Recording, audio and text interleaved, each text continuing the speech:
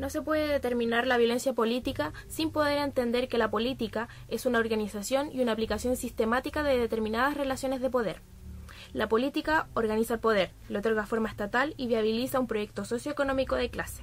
Bajo este marco histórico, la violencia es parte activa de la estructura social y no solo como un instrumento o medio de lucha, sino sobre todo un medio de conflicto. El surgimiento de la violencia política está estrechamente vinculado al desarrollo de la propiedad privada y es solo en el transcurso de la consolidación histórica de esta que la violencia se transforma en un manifiesto específico de poder social.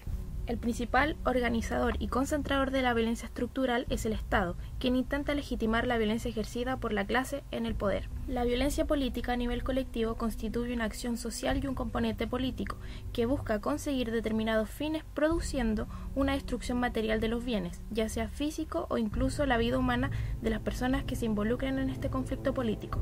Por otro lado, la violencia puede tener objetivos políticos difusos o sin elaboración teórica previa, o puede estar enmarcado en un plan de acción consistente y sólidamente elaborado en base a una perspectiva teórica política que le da sentido y la justifica.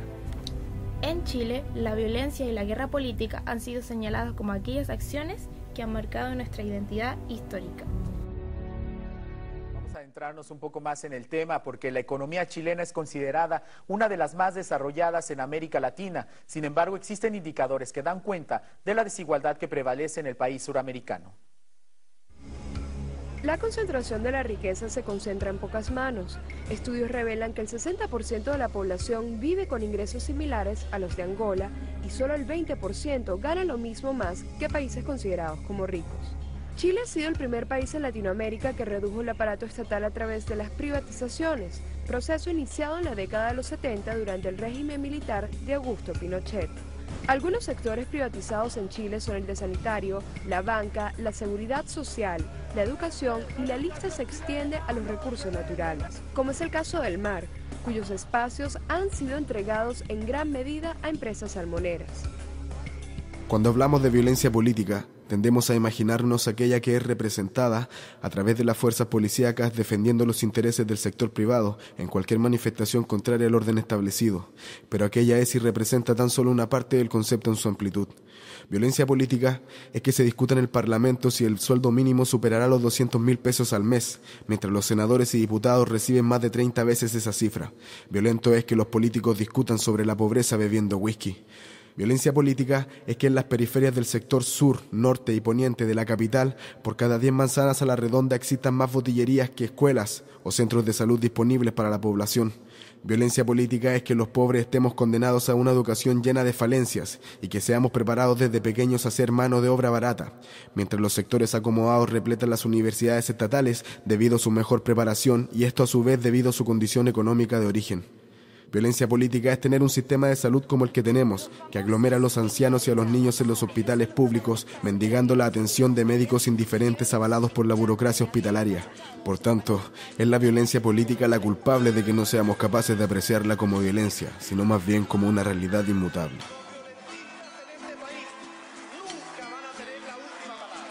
No me hablen de violencia, como si no la conociera, como si su existencia fuera una experiencia nueva, como si fuera una mera situación puntual de ahora y no supiera cómo es que operas en toda la historia. Vivimos en un modelo más violento que cualquier protesta directa, revuelto, manifestación del pueblo.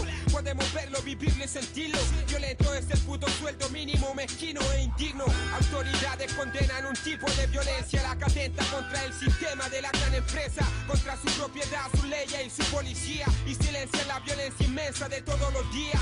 No constante allanamiento con armas de guerra al pueblo mapuche que sigue resistiendo por su tierra. Los perdigones, maricones y amenazas que los niños sufren cuando hay invasión en su propia casa. Violentas en la venta de tus derechos y de hecho es un robo el cobro en educación, salud y techo. Violentos el apropiamiento empresarial de todos los bosques, los mares y el hábitat que van a devastar.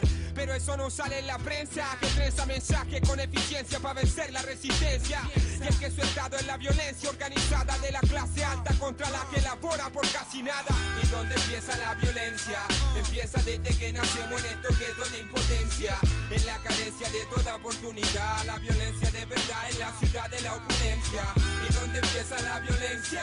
El despertar de la conciencia solo trae una consecuencia. Yo tapo mi cara, tú tapas la realidad. La violencia de verdad, el capital y su esencia. No hay algo más hipócrita que hablar de la violencia. Si esta no toca tu puerta ni en las noches te...